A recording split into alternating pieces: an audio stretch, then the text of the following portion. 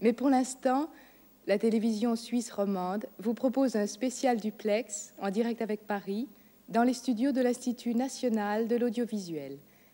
Claude Villers reçoit le premier invité surprise de notre nouvelle série intitulée « Les femmes à la rescousse ». À vous Paris, à vous Claude Villers. Alors, c'est un titre à tiroir. Pourquoi ce titre d'ailleurs, où il est question de votre maman? Parce que quand on est un auteur inconnu sur un sujet, la publicité, qui n'intéresse pas le public, je crois qu'il faut avoir un titre choc, une leçon de publicité. Et c'est aussi une leçon de journalisme. Lazareff, qui a été mon premier maître, et j'ai eu beaucoup de chance, disait toujours il faut mettre du sang à la une et de la guimauve à l'intérieur. Alors comme le livre est un grand love story à la publicité, un grand roman d'amour, je pensais qu'il fallait un titre un petit peu agressif. Alors j'ai mélangé la tendresse de la mère et l'agressivité de la maison close, puisque le livre est un rapprochement des deux, justement pour créer ce détonateur. Et puis parce que je crois que la première femme de sa vie, c'est sa mère. Et donc, quand on a une référence en matière de femme, c'est la meilleure référence à donner.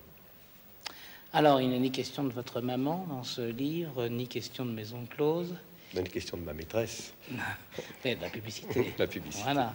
Alors, pourquoi vous en parlez vraiment au féminin, même si c'est pas seulement une question. Ah, c'est une femme pour moi. C'est une femme, la publicité. Oui. En tout cas, je vis avec elle, je fais l'amour avec elle, et elle est comme une femme. Elle m'apporte des plaisirs fous, des déceptions amères. Elle me fait vivre. Vous appelez toujours les femmes à la rescousse, donc dans la publicité, vous le dites, puisque ce sont elles qui achètent.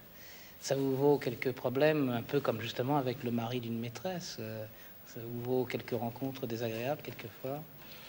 Ça nous vaut des rencontres très désagréables dans ce qu'on appelle les tests, qui sont des moments de torture pour les publicitaires. C'est-à-dire que la publicité, qui est un art, essaye, comme c'est... Et voilà l'intervieweur qui commence à être quelque peu distrait. Et se réfugie derrière les sondages d'opinion ou les réactions de consommatrices pour se donner bonne conscience, surtout pour se donner du courage. Alors quand on a préparé une campagne et que cette campagne est un peu événementielle, on réunit ce que l'on appelle, alors on arrive dans des mots horribles, un panel de consommatrices, c'est-à-dire des consommatrices qui représentent l'ensemble de la cible que l'on veut toucher, et on leur soumet la campagne. Et alors on les voit là dépuceler le produit, réagir sur les annonces ou les affiches et tout mettre sur la table et tout leur ressentiment. Et nous, c'est pas bien d'ailleurs, on est cachés dans des pièces à côté, on les regarde avec des caméras en circuit vidéo et on se fait massacrer. Même quand vous servez d'elle dans une publicité, même quand vous servez aussi les enfants. Surtout quand on sert et les enfants. Elles réagissent pas.